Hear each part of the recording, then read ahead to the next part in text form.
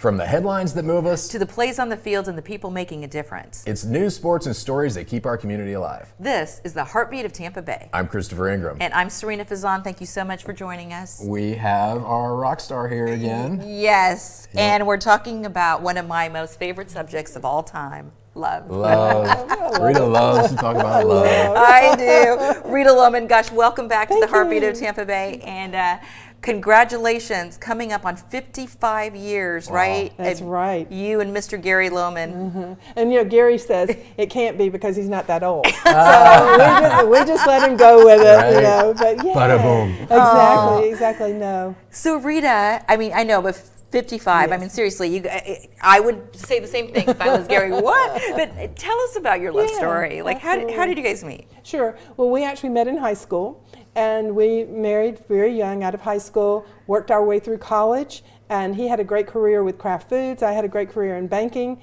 and about 8 or 9 years into our marriage, we had our first child, and then we had our second one, and we have moved we moved 8 times during my children's first 8 years of school. So a lot of moving because of our careers. But we felt it was important that we support each other and that it not be just one career that's going to lead you. We lived apart 7 years at one time because I was heading up a number of things here with Nations Bank, Bank of America, and of course he with Kraft Foods. He was in Chicago, Atlanta, different places.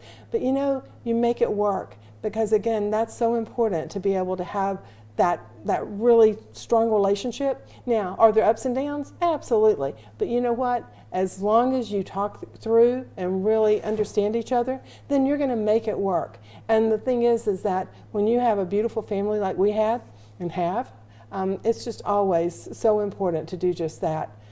But talking about 55 years, it's so funny. I think about when we first started out, we lived in this little apartment, and it was $82.50 a month. And my mother said, "Oh my gosh, $82.50 a month." Wow. My mother said, "There's no way you're going to be able to afford that," because back then that was a lot. And you know, of course, when I started out in banking, I was making a whole $400 a month. Yes, and then all of a sudden, I became the youngest officer in the state of Georgia at the time, and my salary went up to $1,200.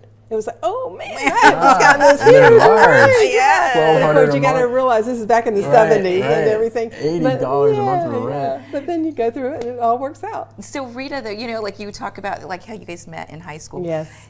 Was there any pushback at that time that you guys were so young, or was everybody like, no, these two have found their soulmates? Oh no, of course, our parents felt like we were too young by all means. You know, we had faith in each other, we had faith in God, and we knew in our hearts that this was the right thing. And I will tell you, one of the things that's so interesting, we both were so successful in our careers, but it's because we pulled each other up. You know, there was not one that was pulling the other one down. We were both each other's cheerleaders, and I think that's so important, that if you're going to go through it and you're going to make it long term, you have to be each other's cheerleaders, and you can't be disappointed because one's been able to be promoted before the other one.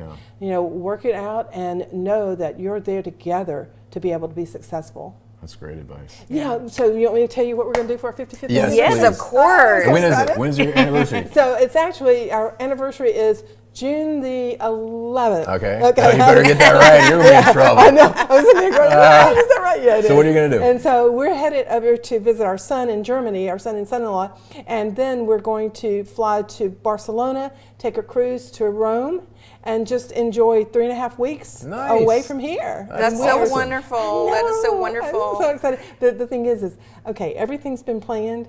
My issue is getting Gary onto that ship because he's so funny. He's going, do I really want to do this? I said, honey, it's already paid for, so we're going. You're going. Yeah, he wants to go to Germany because he wants to see Gary Jr. and he loves going over there. But he's going a whole week. I said, you know, you're getting off every day. There's different excursions that we're going to do. It's not like I'm sticking you on a boat. That begs the question, because your reputation in town is stellar.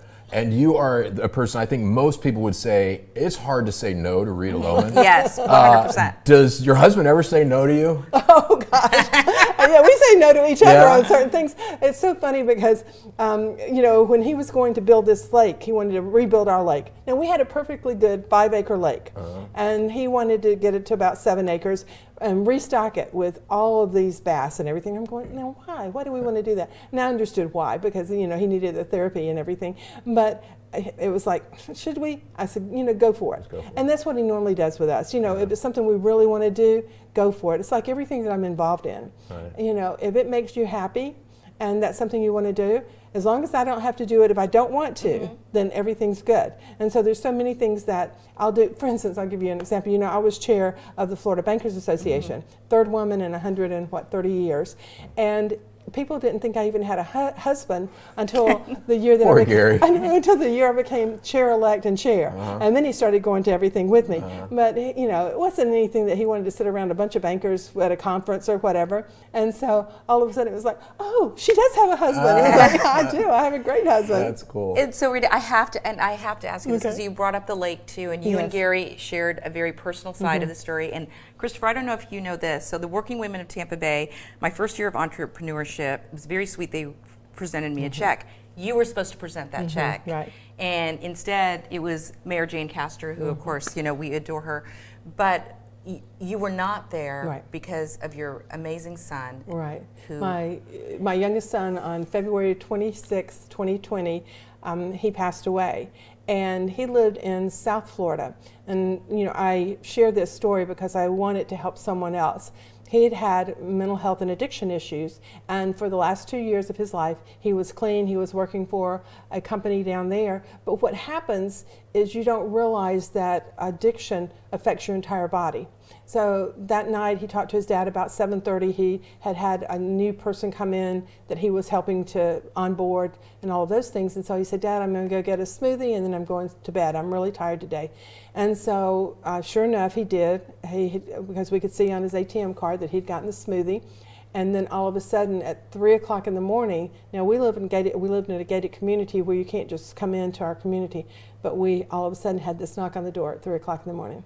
It can't be anything good.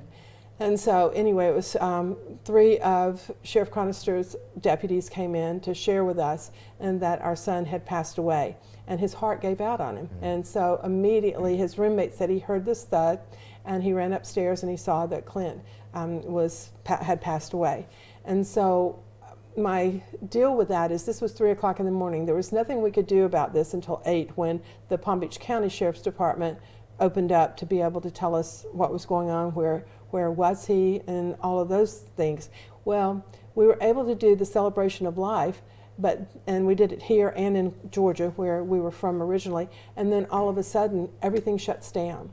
So we weren't able to receive an autopsy report for about probably 8 to 10 weeks later, which we were just really worried about the fact, had he taken something, a substance or whatever.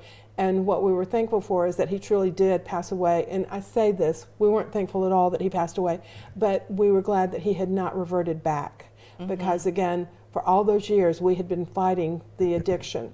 And I shared that because of the fact that so many parents don't want to open up, and they don't want to talk about being stronger than stigma.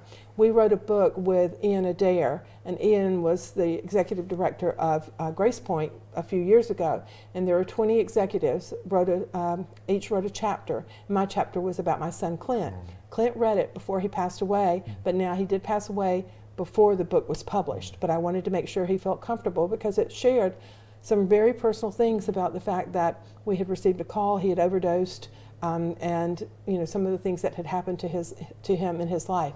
But the biggest thing that I want to share that just touches my heart is we had a lady that was in her 40s, and she called us and wrote us a letter also, and she said, when I went into your son's facility and they sent him out because he was going to be my counselor, and she said, what is this good-looking big guy going to do for me? And she said, all of a sudden, he hugs her and he says, we're in this together. Aww. And she said that he was with her for the full time until he passed away. And she said it just meant so much to her. So we knew that he was making a difference because it had been such a hard time for him in his life. But you as a parent, you need to know and be open and honest with yourself. It affects the entire family. Our oldest son, Gary Jr., said, Mom, everybody asks how you and Clint or how you and Dad are doing. No one asks how I'm doing. And he said, Clint and I lived together for 18 years. We were in China together. He said, so I don't understand. And that's why I share with people. Think about the entire family. Well, that's why I honestly, too, asked you this question, because so many couples, as we know, don't survive That's true. something like this happening. So if I know when I talked to you about this before, it helped several people because they reached out to me. How did you and Gary, and I noticed so many times you always said we. How did you and Gary get through it? Or you never get through it. And I'll be honest with you, I mean, there's days that I have those hard days, but also I think about the good times, and I'll sit around, and I love this. When we'll go out, when all of us go out to dinner, we'll say, if Clint was here, he'd want this, this, and this. And so we talk about things along those lines. Gary rebuilt our lake at the farm, and that helped him. I was actually selling a bank during that period of time, so I had a year to be able to get this bank ready, the regulators to approve it, and sell the bank.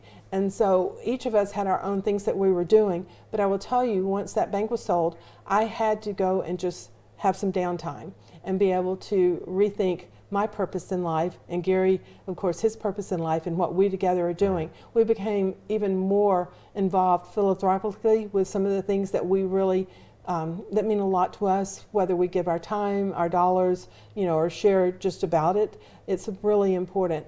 And I don't try to do everything because there's so much we can do, but I take those that are really important to me, and mental health is so important. So that's one of the ones that has really become near and dear to me. That's fantastic. Yeah, Wow. it just What a blessing to the community you are. You are, and you've shared. I mean, you've shared so much. So you would say, because there are a lot of ups and downs, and seriously, it's something you face that no one wants to. Well, we don't. Yeah. So you would say, though, just talk to each other. It's. Oh, you do. You need your to. Team. Right. You need to bring in the whole family, and you do need to have those sessions together. And there'll be times every time we go to Columbus, we have a beautiful resting place for Clint, and so we always go visit, put new flowers and all of those types of things. And when you leave there, you might be really happy because you think about all the good times, or you might be a little sad.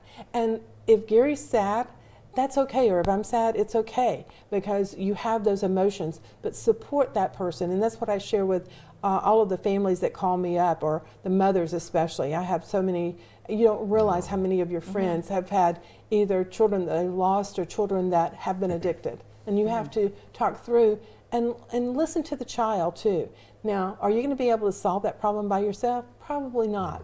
The child has to be ready. And what ended up happening with us is we found a place in Colorado, and when Clint went out and spent several months out there, he really did receive help, and that helped so much more than some of the other things that we had tried to do in the past. So they have to want to be able to be helped, and that's the one thing I share. That's key. So don't put yourself down as a parent because you can't make that happen. God's the only one that can help make it happen. Yeah. Wow. What wonderful, Great advice. what wonderful parents, though. Also, you well, are. I'm fortunate. I have a wonderful husband, and my oldest son and my son-in-law are just, they're the light of my life. And of course, thinking about Clint all the time, he always makes me smile too. Absolutely. Congratulations Thank on you. 55 years. Thank Rita. you. I appreciate that. Happy Valentine's Day. Yes.